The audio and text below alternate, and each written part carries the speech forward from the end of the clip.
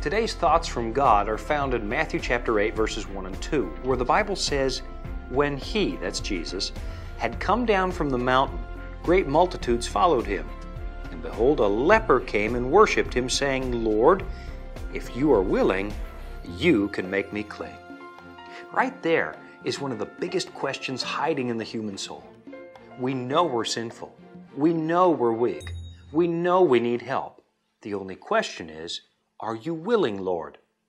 I remember visiting with Barry in his home one afternoon. "Pastor," he said, "I can see what the Bible is talking about, and I can see that what Jesus did is pretty wonderful. But if you only knew what my life was really like, you wouldn't even ask me to become a Christian."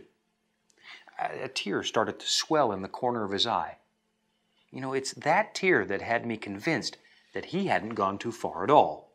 If he had actually stepped over the point of no return, his heart would no longer ache for a relationship with God. If his case was hopeless, he simply wouldn't care anymore, because people are not lost when God rejects them. They are ultimately lost because they have rejected God. And the tear in Barry's eye told me he still wanted God. He was simply worried that God didn't want him. He knew God could do it. He just wasn't certain God was willing. And that's where today's passage comes into the story.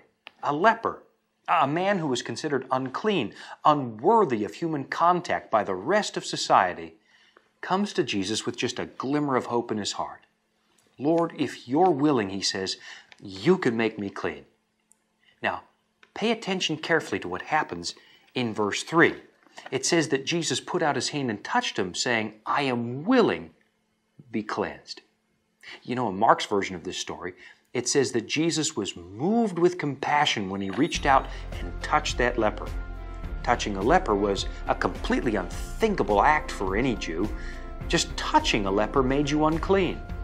But Jesus was moved with compassion and touched this man. He did the unthinkable so that you could have the impossible.